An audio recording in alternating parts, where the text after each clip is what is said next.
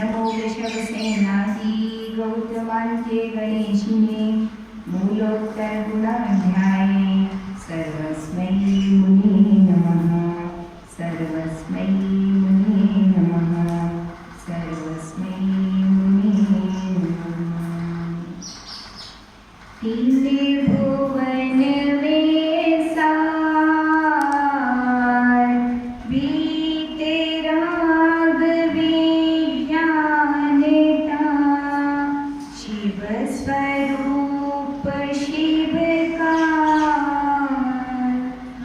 नमो त्रयोग संहारी। जय बोलिए अनंतानंद परम सिद्ध भगवान की। देवादिदेव 1008 आदिनाथ भगवान की। 1008 चिंतामणि पारसनाथ भगवान की। परम पूज्य सर्वेतर सत्यनाचार्य गुरुवर राक्षस जी महाराज की। परम पूज्याचार्य श्री स्वामी श्री विभू सागर जी महाराज की। परम पूज्य मुनि श्री स्वामी अध्ययन सागर जी महाराज की। अहिंसामय जैन धर्म की। द्वादशामी जिनवाणी माताओं की।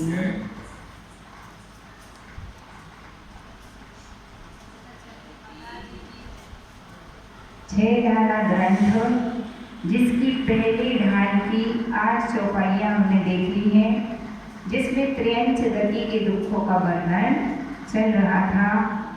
कल हमने क्या देखा था कि त्रियंच गति में कितने दुख हैं? छेदन, भेदन, भूख, प्यास, कभी सर्दी तो कभी गर्मी, और कभी इतना बोझा रख दिया जाता है। एक बैल बंधा हुआ है, उसका स्वास्थ्य ठीक नहीं है, उससे चला नहीं जा रहा, और गाड़ी कितनी भर दी, इतना माल भर दिया कि उससे 2 कदम भी नहीं चला जा रहा। तो फिर क्या करता है उसका मालिक? चाबुक मार मार के चलाता है। क्या करता है? चाबुक मार मार के चलाता। तो ये किसकी त्रास है? त्रियंच गति की। आगे आचार्य भगवान कहते हैं, बलबंधन आदि दुख घने कोटि जीव ते जात न भने अति संकेश भाव ते भयो घोर सो प्रसागर में पर्यो। बलबंधन आदि दुख घने कौन सी गति में? त्रियंच गति में। बंध हमने कल बतलाया था, जो पशु तुम्हारे काम आ रहा है उसको तो क्या किया जाता है? संभाल के रखते हैं। जो गाय दूध देती है तो उसको तो घास खिलाई जाती है, और जब जिन गायों में दूध देने की क्षमता समाप्त हो जाती है, जो बैल कार्य करना बंद कर देते हैं, उनका क्या होता है? कत्ल खाने उन्हें ले जाया जाता है और मृत्यु के घाट उतार दिया जाता है। ये कौन सी गति के दुख हैं? कौन सी गति के दुख हैं? त्रियंच गति के दुख हैं।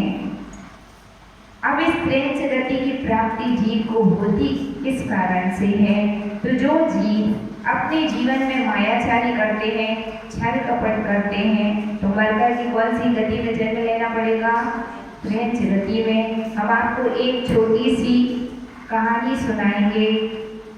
एक बार की बात है कि एक गुरु थे और उनका शिष्य था। शिष्य का नाम था टुंगुरु। गुरु नारद थे। शिष्य का नाम क्या था? टुंगुरु। और एक बकरा था जिसको एक कसाई लेकर के जा रहा था बहुत सारे बकरों को। किसके लिए ले जा रहा था? कत्ल खाने ले जा रहा था उन बकरों को।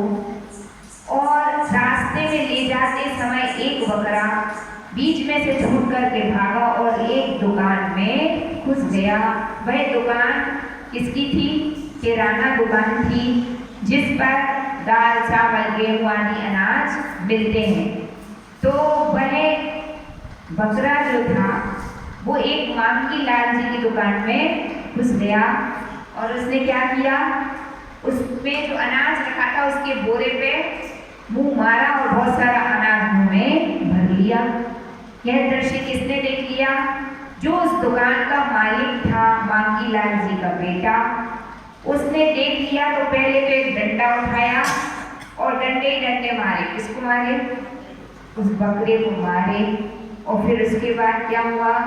उस कसाई से कहता है कि इस बकरे के मुंह में जितने भी दाने हैं, जब इसको हलाल करो तो मेरा सारा अनाज वापस कर देना। वो इतना कंजूस था। तो जो बकरा था उसको कसाई वापस पकड़ के ले जाने लगा। यह दृश्य आसमान में खड़े हुए नारद और उनका तुम्बरू नाम का शिष्य देख रहा था। नारद जी ने जैसे ही यह दृश्य देखा तो मुस्कुरा दिए। तुम्बरू पीछे पड़ गया।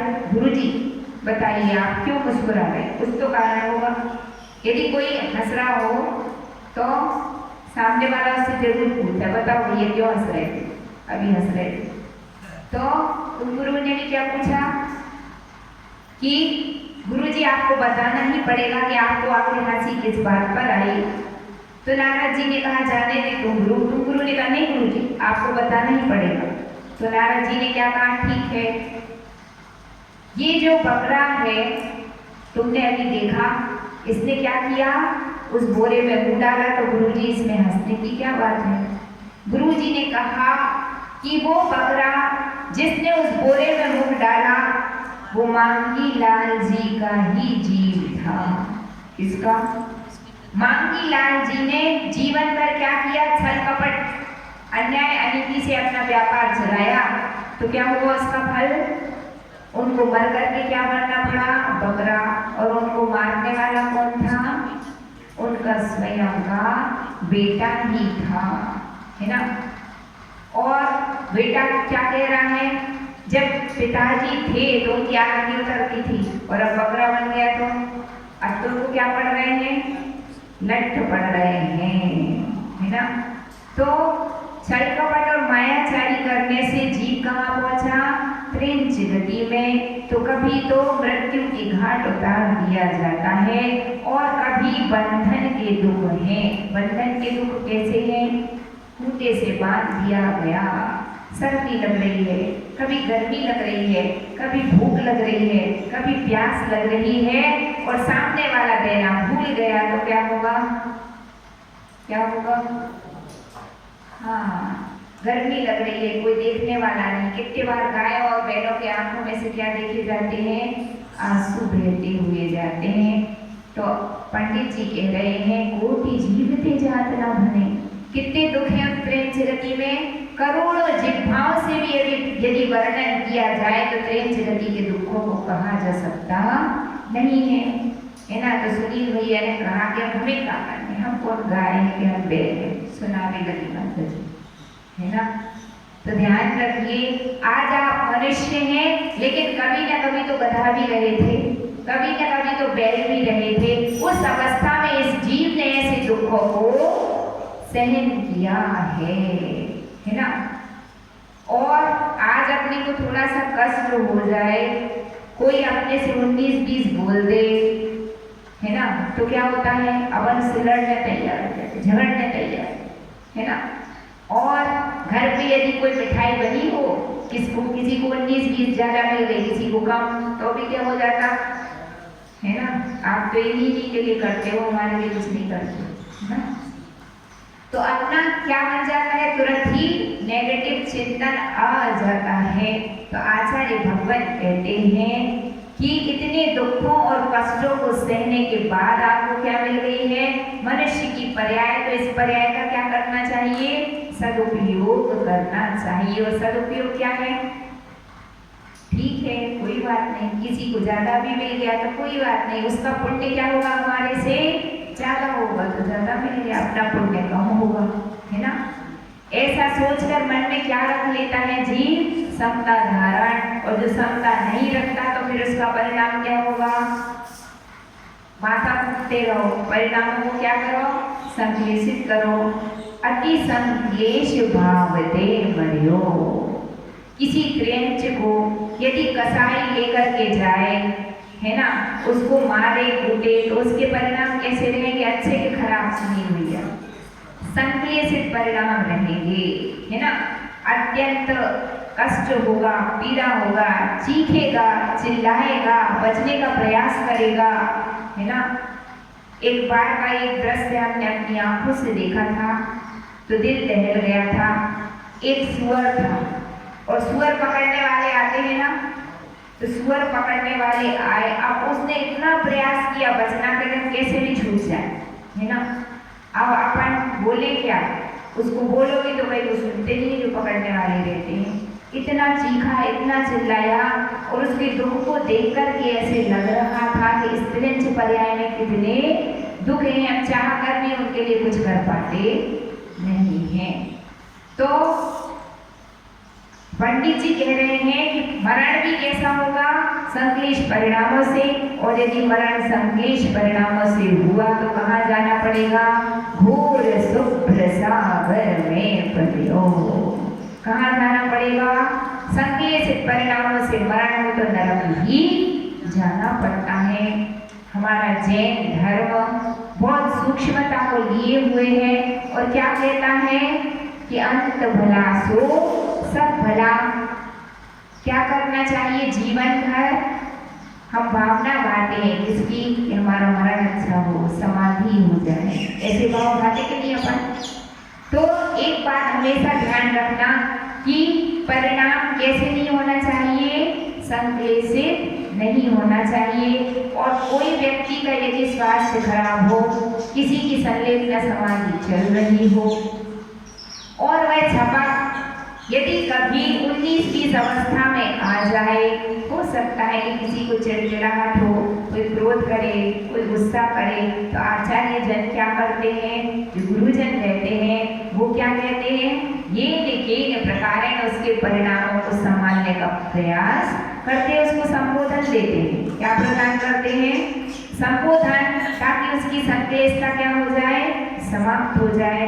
हम आपको एक सत्य घटना सुनाते हैं। परम पूज्य आचार्य भगवान गणाचार्य विराट सागर जी महाराज के पास एक बार एक वृद्ध आरिका माता जी आई, जो कम से कम 80, 85 या 90 साल की थी। इतनी वृद्ध आरिका माता जी, वो किसी अन्य संघ से आई थी और आने के बाद उनको एक ही काम था। क्या काम था कि आचार्य भगवान आप हमारी क्या करा दीजिए, समाधि करवा दीजिए। एक बार उनका समाचार आया, 2 बार आया। अत्यंत वृद्ध थी और जो वृद्धावस्था रहती है 90 की पार हो गई, तो थोड़ा परिणाम भी कैसे रहते हैं, चिड़चिड़े हो सकते हैं। आरिका माता जी आए, आचार्य भगवान ने उनकी बहुत प्रबल भावनाओं को देखते हुए उन्हें संघ में स्थान दिया, संघ में रख लिया और सभी आरिकाओं को निर्देशन दे दिए कि आपको क्या करना है, इनकी सेवा में लगना है। किसकी सेवा में, झपक की। तो एक झपक की सेवा में जो जो लगता है, झपक किसे कहते हैं आपको मालूम, जिसकी संलेपना समाधि चल रही है उसका नाम क्या है, झपक। और जो संलेपना समाधि कराने वाले आचार्य होते हैं उनका नाम क्या होता है, निर्यापक। क्या नाम होता है, तो निर्यापकाचार्य जैसा निर्देशन देते हैं उनके शिष्यगण उसका यथावत पालन करते हैं। तो आरिकाओं को आज्ञा प्रदान की गई, क्या आज्ञा प्राप्त हुई गुरु से, इनकी सेवा में लगना है। और अब उनकी स्थिति कुछ ऐसी थी कि थोड़ी समता उनके अंदर कम थी। वो जो माता जी थी 90 साल की, अब वृद्ध भी तो थी, तो उनको क्या होता था, जो जाता था उसको बहुत डांटती थी, फटकारती थी, है ना। तो बहुत सारी आरिका माताएं जी थी जो वापस लौट के आ जाते थे, है ना, और कहते थे हम नहीं जाते माता जी, बड़ी माता जी से कहते थे अब जाओ, तो चिल्लाना प्रारंभ कर देती है, पर कुछ अच्छा भी करो तो वो डांटती रहती है ना। तो आचार्य भगवान ने उस समय क्या कहा कि जो झपक रहता है वह कैसा होता है, एक बालक की तरह ही होता है। उसका कुछ भी अपराध हो तो वह क्या होता है, सब क्षम्य होता है। यदि कोई झपक धोखे से कभी आप पर को मार भी दे तो भी क्या करना है, उसके परिणामों को संभालने का प्रयास करना है। फिर तो एक दो कुछ ऐसी आरिकाओं को नियुक्त किया गया जो क्या करती थी, उनको बहुत प्रेम से संभालती थी, उनको पल पल पर जाता था कि माता जी है ना, हम आपकी सब व्यवस्था बना देंगे, हम आपकी सेवा करेंगे, है ना। अपन ऐसा नहीं बोलते ना दूसरों से, हमारी का है।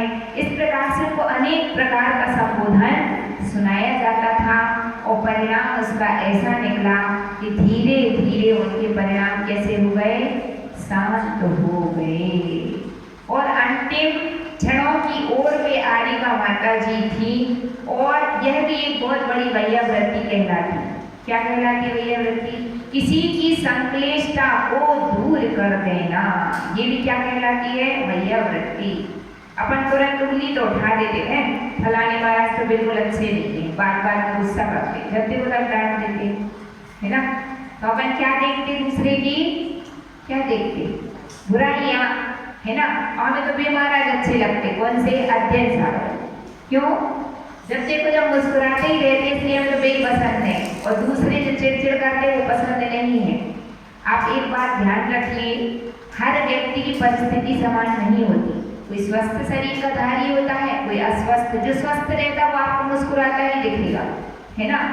और जो बच्चा आपके घर में 4 बच्चे हैं, स्वस्थ रहेगा तो हंसता खेलता नजर आएगा, क्योंकि उसको कोई तकलीफ नहीं है। और जो व्यक्ति अस्वस्थ रहेगा तो उसको क्या होती है, चिड़चिड़ होती है, फीवर आ रहा है ना, बुखार चल रहा है, और भी कोई तकलीफ है शरीर में, तो वो आपको मुस्कुराता हुआ नजर आएगा क्या?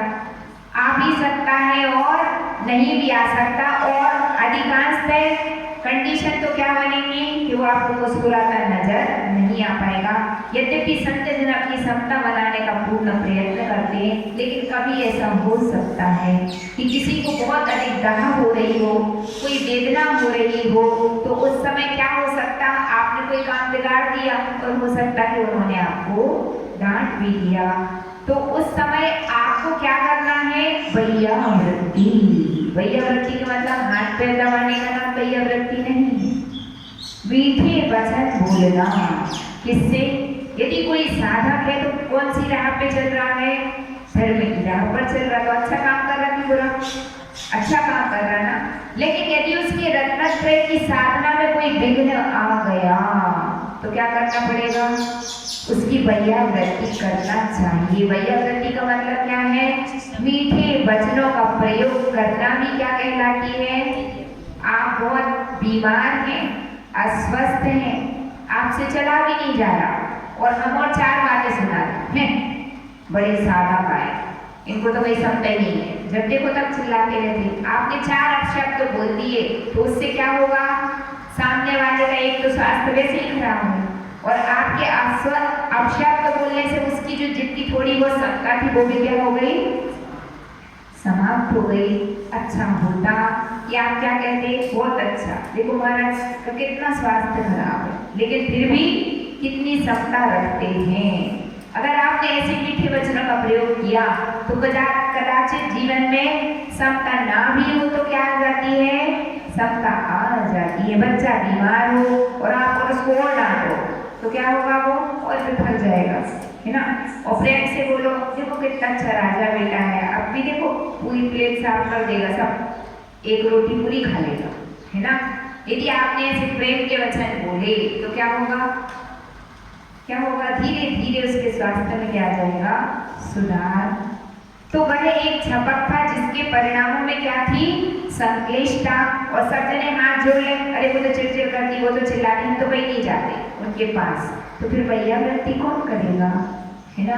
तो अपने हृदय में इतनी उदारता होनी चाहिए, इतनी विशालता होनी चाहिए कि हर प्रकार के धर्म की साधना करने वाले साधक के प्रति हम क्या रख सकते हैं अपने हृदय में, प्रेम और वात्सल्य। आज की दुनिया ऐसी है कि व्यक्ति अपनी सुविधा चाहता, कैसी सुविधा, किसी की वैयावृत्ति ना करना पड़े तो वे बहुत बढ़िया महाराज, है ना। और आहार भी महाराज 5 मिनट में कर ले, और कुछ आहार में ले भी नहीं तो और बढ़िया है ना। लेकिन अपनी सोच इस प्रकार की नहीं होना चाहिए। कितने बार ऐसा होता है, किसी साधक को कोई हार्ट की प्रॉब्लम है या कोई और समस्या है, आहार करने में कितने घंटे लगते, 2-2, 2.5 घंटे लग जाते हैं, है ना। तो भी उनका आहार कैसे कराना चाहिए, प्रेम और वात्सल्य के साथ कराना चाहिए। उनकी जैसे बने तैसी वैयावृत्ति करना चाहिए, क्योंकि सबके कर्म एक जैसे नहीं होते, पांचों उंगलियां एक बराबर नहीं होती हैं। लेकिन कोई व्यक्ति धर्म का आचरण कर रहा है तो क्यों कर रहा? क्योंकि वह अपनी आत्मा का हित चाहता है, कल्याण चाहता है। तो उसकी जो धर्म की साधना में हमें क्या बनना चाहिए? सहयोगी बनना चाहिए। यदि आज आपने किसी की संक्लेशता को दूर करने का प्रयत्न और प्रयास किया है तो ध्यान रखना, जब कभी तुम कष्टों में होगे, तुम संकट में होगे, तो तुम्हारी संक्लेशता को भी दूर करने के लिए कोई ना कोई तुम्हारे पास आ जाएगा। आपके दुखों को दूर करने के लिए भी कोई आपके पास आ जाएगा। और अगर आपने उल्टे सुल्टे शब्द बोले हैं, साधक तो बदले की क्षमता तो है ही, है ना, ऐसे कोई महाराज होती है, तो ऐसा कहने से क्या होगा? ब्याज सहित मिलेगा, है ना, ध्यान रखना। जैसे शब्द बोलेंगे वे वचन आपको क्या मिलेंगे? ब्याज सहित लौट के मिलेंगे। और कभी ऐसा अवसर आ गया कि आपको मुनि धर्म अंगीकार करने के भाव हो गए, आपने अंगीकार कर लिए, तो फिर आपको पलट के क्या मिलने वाला है? तिरस्कार मिलने वाला है। क्योंकि अनुकूलता हर समय में जीवन में हो, ये कोई अनिवार्य नहीं है। आज हम स्वस्थ हैं तो हर भाव में स्वस्थ ही रहेंगे, ऐसा कोई जरूरी नहीं। आज हम विद्वान हैं तो हम हर भाव में विद्वान ही रहेंगे, ऐसा भी कोई जरूरी नहीं है ना। आज तुम जिस कंडीशन में हो उस कंडीशन में हम भी हो सकते हैं, हम पहले कभी रहे होंगे या हम आगे भी रह सकते हैं।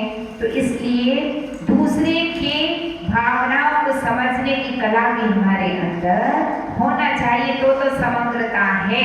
अन्यथा तुम्हारी स्तुतियों का कोई बहुत ज्यादा मोल नहीं है। समझ में आ गई? और यदि कोई व्यक्ति संक्लेशित परिणामों से मरण करेगा तो उसको कहाँ जाना पड़ेगा? नरक। और यदि आपने उस साधक की, उस चमक की वैयावृत्ति की, उसके परिणाम संक्लेशित होने से बचा लिए, तो वो दुर्गति में जाने से बचा किसकी कृपा से? आपकी कृपा से। तो आपको पुण्य मिलेगा कि पाप? पुण्य मिलेगा। एक और आनिका माता जी की ऐसी आपको घटना सुनाए, इतनी सुंदर उनकी साधना 4 नंबर माता जी के नानी की हमारे संघ की। और तुमको क्या बताएं भैया, 70 साल की उम्र में भी पूरा पग विहार करती थी और बैठ करके सामायिक पद्मासन से आत्मा का ध्यान, माला जाप, मतलब हर क्लास में समय पर उपस्थित होना। उनकी साधना इतनी अच्छी थी, लेकिन कर्मों को कोई देख करके नहीं आया कि कब क्या होने वाला है। और अंत समय में उन्होंने 10-10 उपवास कर दी पर्युषण पर। और अंत समय में क्या हुआ? अंत समय में कुछ ऐसी घटना घट गई कि माता जी का होशो हवास चला गया। उनसे कहो कि माता जी सामायिक कर लो। उनके दिमाग में एक ही बात भर गई थी कि हमें समाधि करना है तो हमें मोल लेना है। सबको भगाती थी, मतलब वो सामायिक भूल गई, प्रतिक्रमण भूल गई और सबको क्या करने लग गई? जो सामने आए उसको ही कहती थी चल रही है, तो सामने से हट, सबको भगाती, किसी को अपने पास बैठने ही नहीं देती थी। और जब हम 4-5 माताजियाँ थे तो हम लोगों को बड़ा दुख हुए कि इन्होंने कितनी हमारी आंखों के सामने साधना की, तो हमें तो सब मालूम था कि कितनी अच्छी साधक है। तो एक आदिका हमारे यहाँ 7 नंबर माता जी थी, हमने उनसे कहा कि माता जी ये आपकी बात सुनती है ना? हमने भी उनको संबोधन दिया 1-2 बार, तो वो सबकी चाय की तरह मेरे को भी खिसका दिया। हमने कहा माता जी आप जो बोल रहे हैं आपकी सुन रही है, अब आपका काम है कि बिल्कुल इनके पास से उठना नहीं है, चाहे कोई कुछ भी कहे कि संबोधन तुम्हें सुनाना कि नहीं सुनाना, संबोधन आपको सुनाना है। और उन्होंने हर चीज हिंदी में, को संस्कृत का प्रतिक्रमण आप तो नहीं सुनाना, हिंदी में सुनाओ, प्रतिक्रमण की सब बात हिंदी में सुनाओ, सामायिक करो। उनको इतना संबोधन दिया, इतना संबोधन दिया कि देखो माता जी आपका अंत समय चल रहा है, कि समाधि बिगड़ जाएगी, किसी को भगाना नहीं पड़ता, सबको आशीर्वाद देना पड़ता है। और 4 दिन की मेहनत ऐसी रंग लाई, बड़े रहे हम 3-4 आने का, और ऐसी मेहनत रंग लाई कि धीरे धीरे वो सामायिक करने लग गए। उनको जैसा बोलो वो सूझ पड़ने लग गई, प्रतिक्रमण सुनने लग गए, सामायिक करने लग गए। तो इसका मतलब क्या है कि यदि अपन पुरुषार्थ करें तो वह पुरुषार्थ कैसा होता है, सफल होता है। ऐसा नहीं है कि आप पुरुषार्थ करें तो आपको सफलता नहीं मिलेगी। और कितनी बड़ी बढ़िया वृत्ति है, एक जीव को संकेतता से बचाना क्या है, सबसे बड़ी बढ़िया वृत्ति होती है। क्योंकि आज का समय कौन सा है बताइए, कले कालो चले चित्ते देह चांदादि कीटके एतत् चित्त चमत्कारा जिने रूप धरा नरा। कौन सा काल है, कली काल है। कलो काले चले चित्ते, चित्त कैसा है, चलायमान है, धर्म में स्थिरता को प्राप्त नहीं होता। कितने लोग कहते हैं हमें इतना ज्ञान है, फिर भी उस ज्ञान का उपयोग जीवन में नहीं हो पा रहा, नहीं हो पा रहा, चले चित्ते। आचार्य कहते हैं ये पंचम काल है और काल के प्रभाव से तुम्हारा चित्त क्या है, चलायमान हो जाता है। ज्ञान तो है लेकिन फिर भी चित्त कैसा हो जाता है, चलायमान। कलो काले चले चित्ते देह चांदादि कीटके। यह शरीर किसका कीड़ा है पंडित जी, अन्न का कीड़ा है। किसका कीड़ा है, खाने को ना मिले तो 12 बजने लगते, कहाँ, सूरज की यहाँ पे 12 बज जाए, है ना। और दिन में देखो सूरज में तो 12 बजते हैं और दिन में क्या नजर आते हैं, किसी को तो रात में और जिसको और किसी को क्या नजर आता है, दिन में तारे नजर आने लगते हैं। बिल्कुल सत्य बात है कि यदि भोजन ना किया जाए तो शरीर की स्थिति रहती नहीं है। धर्म साधना में भी क्या आ जाता है, विघ्न आ जाता है। एतत् चित्त चमत्कारा, यह इस चेतन का चमत्कार है कि इस कली काल में जिन रूप धरा नरा, जिन्हें इंद्रदेव के रूप को धरने वाले दिगंबर संत आज भी इस धरा पर विराजमान हैं। तो जो शास्त्रों में लिखा है तो चित्त चलायमान तो सबका हो सकता है ना, लेकिन किसी का चित्त चलायमान होता है और आपने उसको धर्म का श्रवण कराकर उसको स्थिर कर दिया, वापस किसमें, धर्म में स्थिर कर दिया। तो इससे बड़ी बढ़िया वृत्ति कोई दूसरी नहीं है। एक बार आप उपास नहीं करो तो चल जाएगा, आप व्रत नहीं करो तो भी चल जाएगा, आप एक साधक ही कहलाएंगे, है ना। व्रत उपास नहीं करो, व्रत उपास करना कोई बहुत बड़ी साधना नहीं है, कोई भी कर सकता है। लेकिन दूसरे के संदेशित हुए परिणामों को निर्मल परिणाम, उसको विशुद्धि स्थानों में ले आना, ये सबसे बड़ी साधना कहलाती है। और हमने आपको अभी क्या बतलाया था कि जो महाराज क्या करें, स्वल्प आहार करें और हंसते मुस्कुराते रहें, जब हम जाए जब आशीर्वाद दें, है ना, हमसे बोले तो अच्छे। वो कोई ने डांट दिया तो ये महाराज तो कोई समझता तो है नहीं, काय को महाराज लगते, ऐसे भूल करके शब्द बोल मत देना। अगर ऐसे शब्द बोल दिए तो आपने क्या किया, साक्षात तीर्थंकरों की अवहेलना कर दी। क्योंकि अभी हमने बताया था कि 5 उंगलियां एक बराबर नहीं होती, सबके शरीर की परिस्थितियां अलग अलग होती हैं। तो आपका कर्तव्य क्या था कि आप उनको इतने प्रेम के शब्द बोलो कि उनका मन अपने आप गदगद हो जाए और वे क्रोध करना ही भूल जाए। इसका नाम क्या है, समीचीन बढ़िया वृत्ति। और आपने 4 शब्द कह दिए तो सामने वाला और संकेतता में पहुंच गया, उसको लगने लगा कि मुझसे तो साधना हो ही नहीं रही, फिर मैं क्यों साधना कर रहा हूँ, इससे तो सब तो हमें बुरा कहते हैं, चलो अपन तो दीक्षा छोड़ो, अपन तो चलो अपने बस की नहीं। अब आपने क्या किया, उसके परिणामों को गिराने में आप क्या बन गए, निमित्त बन गए। और एक व्यक्ति वह है ना, महाराज धन्य है आप, इतना कठिन कली काल है फिर भी आप इतनी साधना कर रहे, धन्य आपकी साधना। आपका कितना स्वास्थ्य रहता है फिर भी खराब रहता है, फिर भी आप इतने दृढ़ हैं, इतने निश्चल है, इतने मजबूत है, धन्य आपकी साधना। तो आपने क्या की, उसकी क्या करी पंडित जी, बढ़िया वृत्ति 19, 20, 84 अवस्था देख ली। तो आलोचना करना पंडित जी बहुत आसान है, दूसरे की हंसी निकाल देना बहुत आसान है, इसमें पैसे नहीं लगते गए, है ना। दूसरे की हंसी निकालना क्या है, बहुत आसान है, लेकिन किसी की परिस्थिति को समझना, उसका सहयोग करना उसकी धर्म साधना में वृद्धि हो, ऐसे संयोगों को जुटाना क्या होता है, वो महानता कहलाती है। और निंदा और आलोचना बहुत सस्ती होती है, और निंदक और आलोचकों की संसार में कोई कमी नहीं है। और कली काल में निम्न वृत्ति वाले लोग संसार में कम है कि ज्यादा है, और अच्छे लोगों की संसार में क्या है, कमी है ना। तो कोई धर्म साधना कर रहा हो, आपको सिर्फ इतना बतला रहे हैं, तो उसके परिणाम संदेह से तो हो जाए तो उस पर कभी हंसना नहीं, बल्कि क्या करना, उसकी बढ़िया वृत्ति करना, है ना। सुधीर भैया बोले जो गुस्सा करे उसके पाँव दबाए क्या माता जी, तो हमने कहा नहीं, पाँव नहीं दबाने हैं। फिर क्या करना, मिष्ट वचनों का प्रयोग करना है। जैसे भोजन में सारे व्यंजन तो हो और मीठा ना हो, तो भोजन कैसा लगता, ठीक है, अच्छा था खाना, मीठा तो कहते, शादी में जाओ आप, है ना, और वो एक भी मीठा ना बनाए, ऐसी कैसी शादी कर ली, कैसे कंजूस लोग हैं, है ना, मीठा तो बनाए, है ना। मीठा जरूरी है कि नहीं है, पंडित जी देखो कुंडी हिल रही है, बहुत जरूरी है। हाँ, पूरी और मीठा।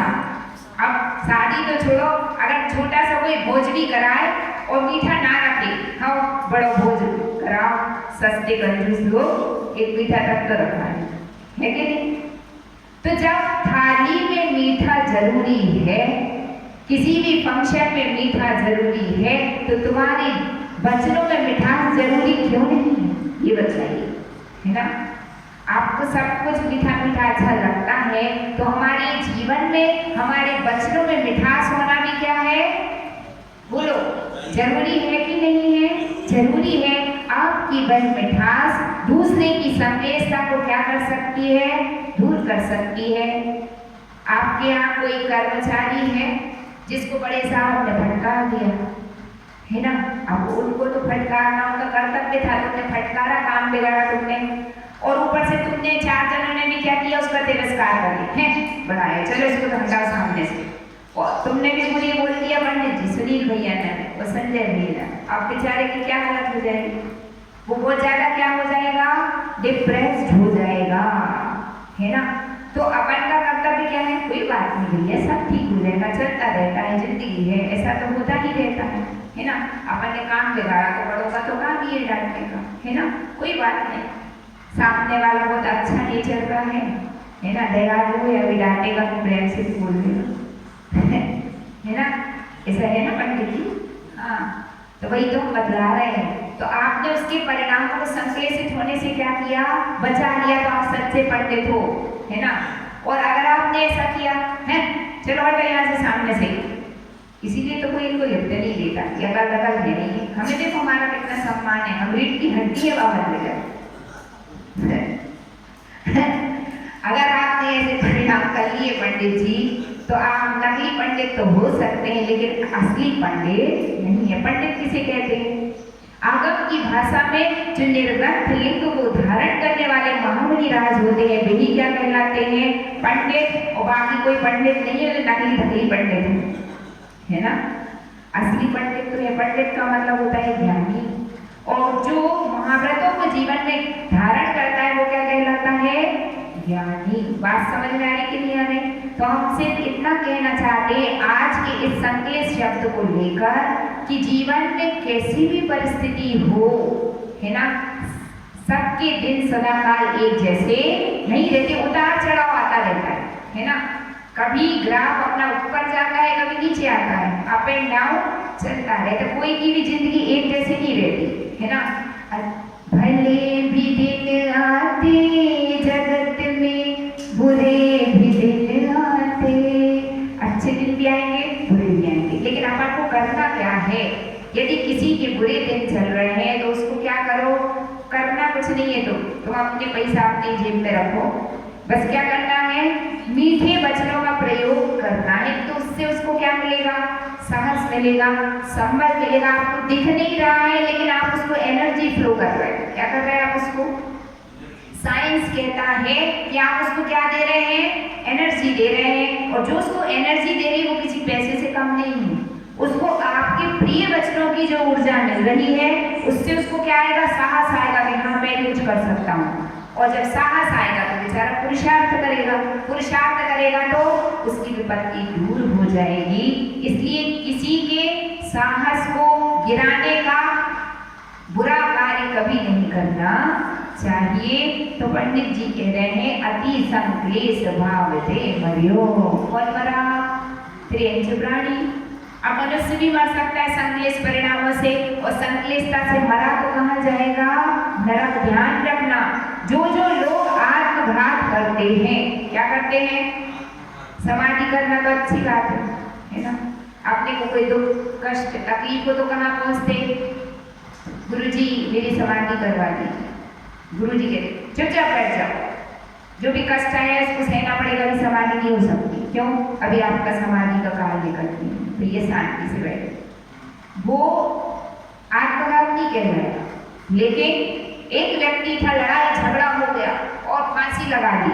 अथवा अभी हम बड़वानी से आ रहे थे, बड़वानी से होते हुए तो रास्ते में आके एक नदी पड़ती है, तो सब बच्चों ने बोला माता जी ये सुसाइड पॉइंट है। यहाँ पर दूर से हजारों किलोमीटर से दूर से लोग आते हैं, इसके लिए हमने सोचा पर्यटक स्थल देखने के लिए, उनने कहा मरने के लिए। किसके लिए? सुसाइड करने के लिए आते हैं। और जो व्यक्ति सुसाइड कर रहा है उसके परिणाम निर्मल है कि नहीं है? कि संक्लेशित है? संक्लेशित है, जब तो मरने आया है। तो यहाँ पर भी संक्लेशता के कारण तो मैं मरने के भाव में तो भी कष्ट होगा। और जो व्यक्ति आत्मघात करके मरता तो कहाँ जाएगा? नरक जाना पड़ेगा। इसलिए आत्मघाती महापापी ऐसा कहा जाता है। तो मनुष्य पर्याय में कितने भी परिणाम संक्लेशित हो जाए तो किसके चरणों में चले जाना? गुरु चरणों में चले जाना। वो आपको संबोधन देंगे, प्यार के क्या करेंगे? मीठा खिलाएंगे। कितना मीठा? 1 डिब्बा, 2 डिब्बा, 3 डिब्बा मिष्ट वचनों का भोजन कराएंगे। कौन सा भोजन? मिष्ट वचनों का। आपके अंदर साहस आ जाएगा और आप आत्मघात करने से बच जाएंगे। तो आत्मघात किसी भी परिस्थिति में कभी भी करना नहीं चाहिए, क्योंकि संक्लेशता का परिणाम तो पंडित जी कह रहे सीधा जासू नरक। कहाँ जाना पड़ेगा? नरक, घोर शुभ्र सागर में पड़ो। तो देखिए त्रियंच प्राणी भी यदि आपको कभी कष्टों में दिखे, कहाँ दिखे? कष्टों में दिखे, दुखों में दिखे, तो उसकी संक्लेशता को भी दूर करने का पुरुषार्थ करना चाहिए। आपने बहुत बड़े बड़े दानों के उपदेश सुने होंगे कि दान देना चाहिए, है ना।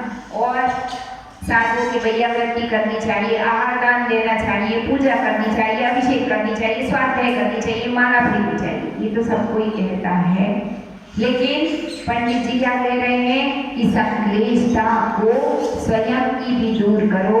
यदि सामर्थ्यवान हो तो स्वयं दूर करो अपनी संक्लेशता। आपके पास ज्ञान है, देखिए ऐसा नहीं है कि जो ज्ञानवान है उसको कभी संक्लेशता नहीं हो सकती, कर्मोदय के साथ हो सकती है। लेकिन ज्ञानी का मतलब क्या है? संक्लेशता के जो कारण उपस्थित होती है तो उस संक्लेशता से अपने आप को धीरे से बाहर निकल लेता है। जैसे कि जो ज्ञानी और समझदार है, कहीं आग लगी हो तो क्या करेगा? फट से दिमाग चलाएगा, जल्दी से कम्बल डालो या धूल डालो, कुछ भी डालो, ये लेकिन प्रकार बुझा करके वहां से बाहर निकल लेगा।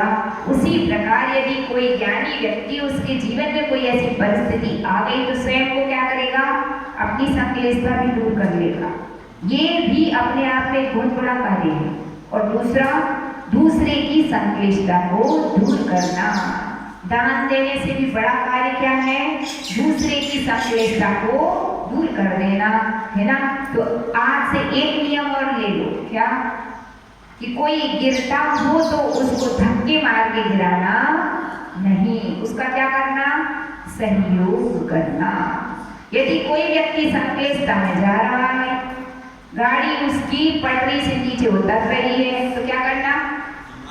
उसको संभालना हमारा कर्तव्य है, यदि आप ज्ञानी हैं तो, है ना। और यदि स्वयं की गाड़ी पटरी से नीचे जा रही तो जल्दी से पटरी पे चढ़ जाओ। तो ये भी क्या है? समझदारी कहलाती है। नहीं तो आप डूबे पाओगे और ले डूबे जजमान। सामने वाला तो तुमसे कुछ लेने आया था, तुम डूब गए, उसको भी डुबा ऐसे काम नहीं करना, है ना।